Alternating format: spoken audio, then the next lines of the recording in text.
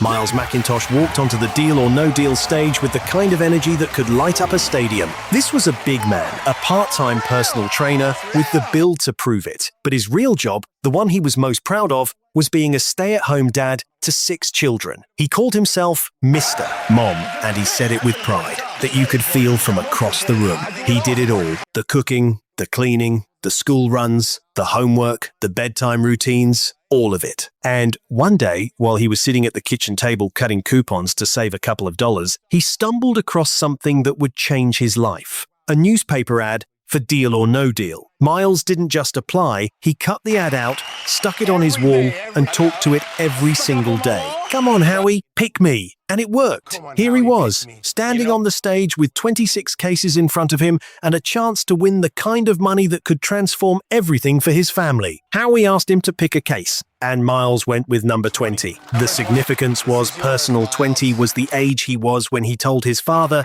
that he was going to be a millionaire someday. That was the age he saw it. Now this was the number. And maybe this was the moment. Round 1 asked Miles to open 6 cases. He started with case 19, and the first result was a punch to the gut. A significant amount disappeared from the board right away. But the worst was yet to come, and Melinda opened it to reveal $500,000 gone. The studio went dead quiet. $500,000 wiped out in the second pick. Miles tried to stay composed, but you could see the weight of it pressing down on his massive shoulders. This was real money. 4 more cases to open. Case 17 came next with a manageable result, and the crowd exhaled slightly. Then another case cleared safely, giving Miles a moment to breathe.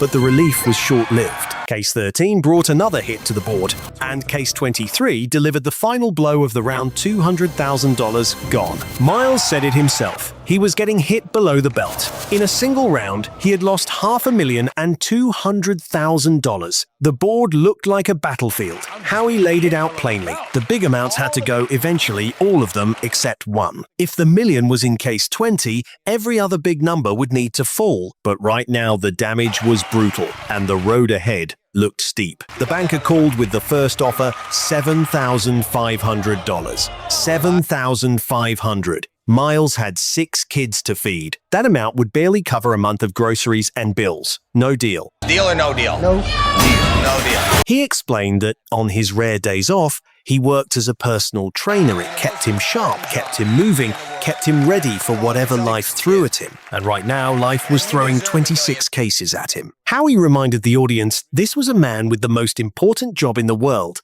a stay-at-home dad with 6 kids. And he deserved $1 million.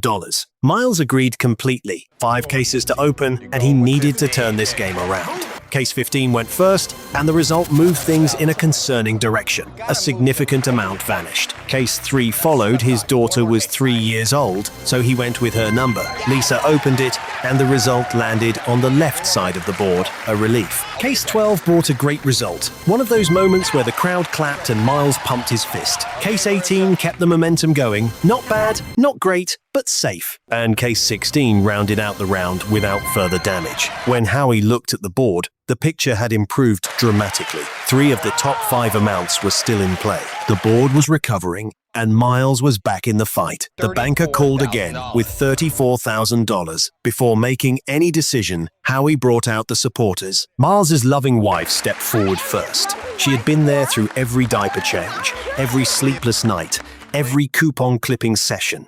Then came Miriam, his youngest sister, and finally Rossi, Miles's younger brother, who said he hoped to be as great a dad as Miles someday. That hit hard. You could see Miles swelling with emotion. His priorities were in order, and everybody in that room knew it. With $34,000 on the table, the answer was clear. We didn't come for that. Round 3 brought 4 cases. And this is where the game shifted dramatically. Case 6 was first $1,000, a manageable loss. But then came case 2, and the number that appeared knocked the wind out of everybody in the studio. $1 million. Gone. The top prize, the dream, the reason Miles had talked to that newspaper clipping every morning, it vanished in an instant. Howie told him the truth. That case could still hold $750,000. But the ceiling of the game had just dropped by $250 million, and everyone felt it. Case 21 and Case 8 rounded out the round, and the board was looking thinner than ever. What would you do right now? The million is gone. You've got 6 kids at home, the board is getting tighter with every round. Would you take the guaranteed money, or would you keep pushing? The banker offered $23,000. Miles wanted to own a home, he told Howie that. He dreamed of giving his family a place that was truly theirs. $23,000 could help, but it wouldn't get him there. With $300,000 still on the board, and a case that might be holding it, Miles dug deep. If I can say it in your words, no deal.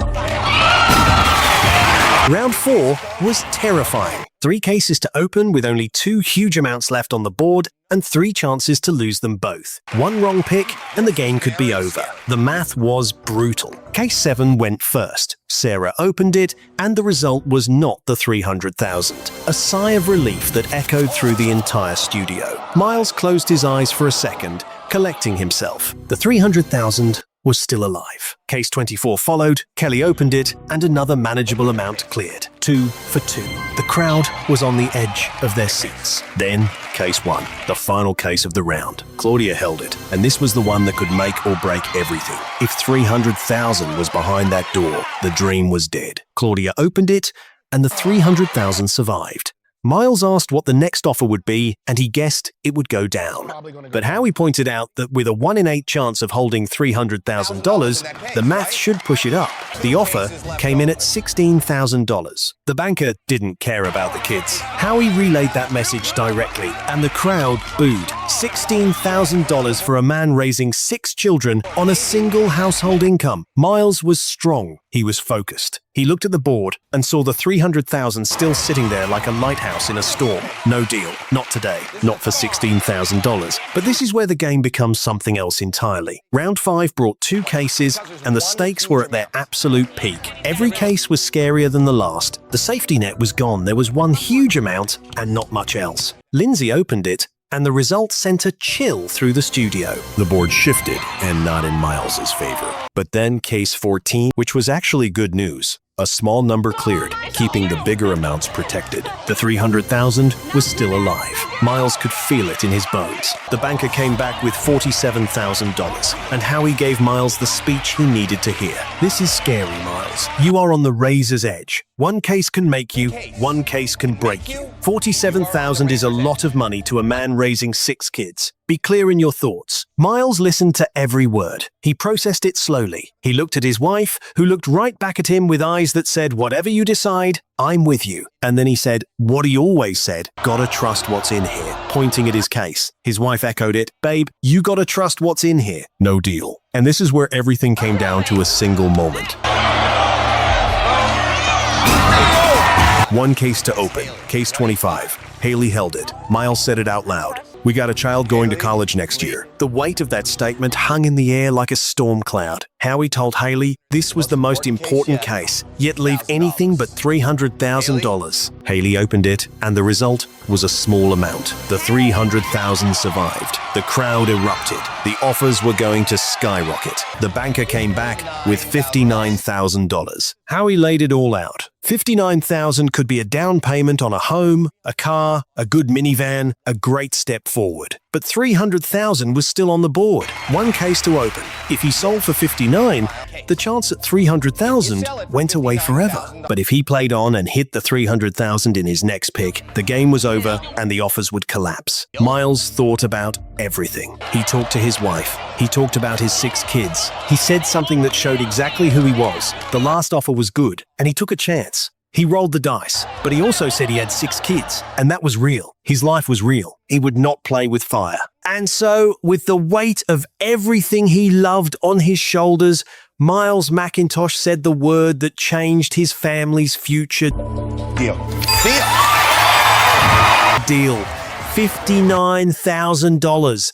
The confetti dropped. His wife embraced him. The reveal showed what would have happened. Had he said no deal, case 10 would have been next and the result would have been significant. The banker's next offer would have come and gone. Then case 26 would have revealed $10,000. A higher offer of $81,000 would have followed. Then case 22 would have come up. But none of that mattered because Miles had made the right call. He avoided the landmines. He played with heart, with courage, and with the instincts of a father who knew exactly when to stop. Miles McIntosh walked out of Deal or No Deal with $59,000, a story his 6 kids would hear for the rest of their lives, and the knowledge that sometimes the bravest thing you can do is know when to walk away. So what would you have done? Would you have taken the $59,000, or would you have kept chasing the $300,000? Drop your answer in the comments. I read every single one. See you in the next one.